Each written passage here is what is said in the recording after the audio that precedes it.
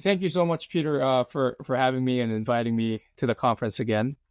Today, the research that I wanted to share with you and everyone else who attended the conference is a paper with a good friend of mine and a colleague of mine, Kyle Welch at George Washington. And this paper is titled, "Do High Ability Managers Choose ESG Projects That Create Shareholder Value?" So, formally stated, the research question is, can high ability managers allocate to ESG in a way that enhances shareholder value? And how we got motivated to study this question is actually very simple. We have essentially all or every firm in the US and globally claiming that ESG is important and, you know, the resource has to be allocated. And there's no doubt that ESG uses firm resources, right? So, against that backdrop, a very important question is to understand which firms and which managers choose projects related to ESG in a way that creates value. So, that's sort of how we got motivated to study this question. And this question we believe is very important because a lot of ESG information is currently being, thought about potentially being mandated, right? So against that backdrop, our finding is that high ability managers choose ESG projects that creates value. And let me show you how we sort of get at that. So how do we identify high ability CEOs? For those of you in the US, you guys will be quite familiar with Wendy's, right? And this is a photo that I took from Google.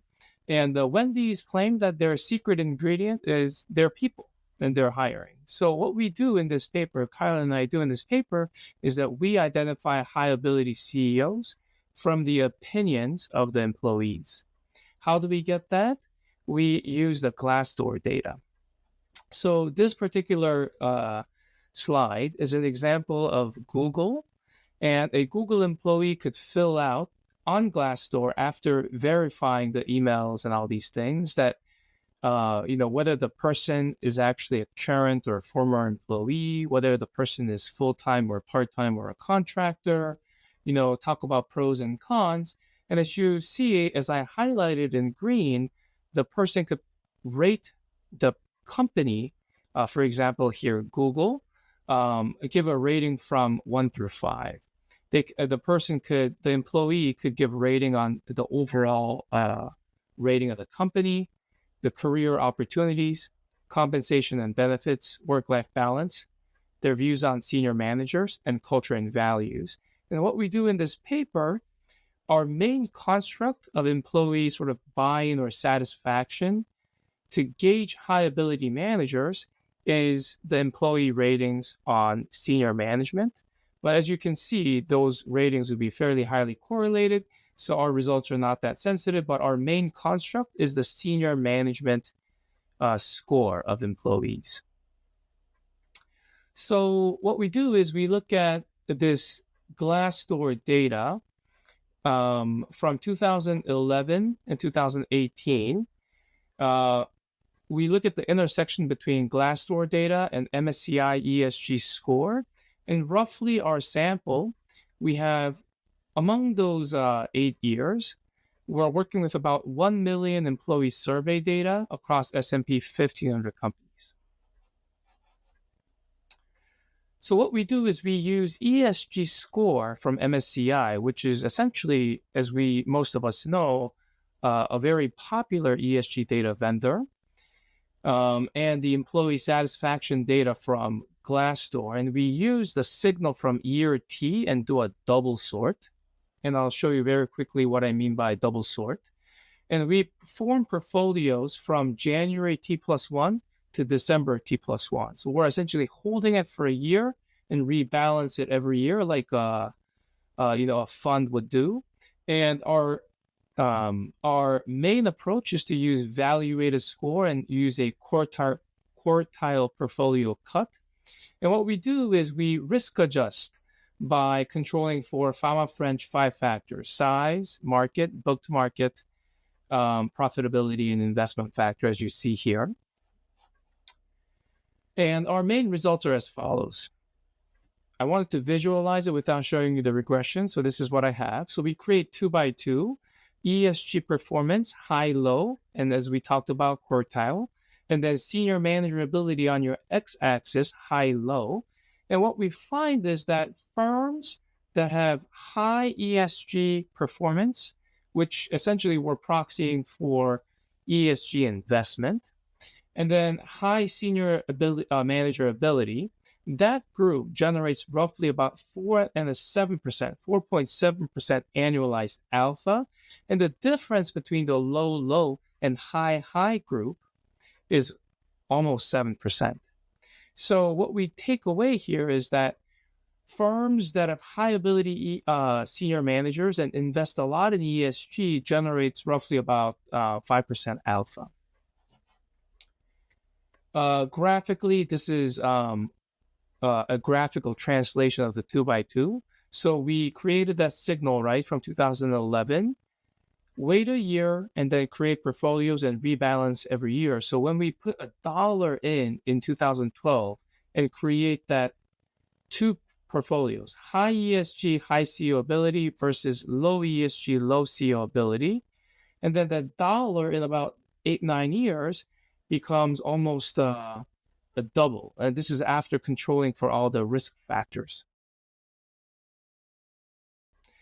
I wanted to highlight one thing. There's when I first started this project, I didn't want to do it because I thought that employee satisfaction would be an important component of ESG. So what I imagined initially was that the correlation between MSCI ESG score and Glassdoor would be very high, but surprisingly, their correlation, if you see the line number 7 here, is essentially 0. What this means is that, contrary to popular folks' belief, if I may, ESG and employee satisfaction is essentially, there's essentially no correlation. And ESG score doesn't effectively capture how employees view their firm. So let me give you a little bit more detail. So when I take MSCI's S score, or those scores that are related specifically to employees, the correlation at best is about 8%. So essentially, what employees view about their firm and what they say about their firm and how firms disclose about their employees and the policies related to employees has essentially very low correlation.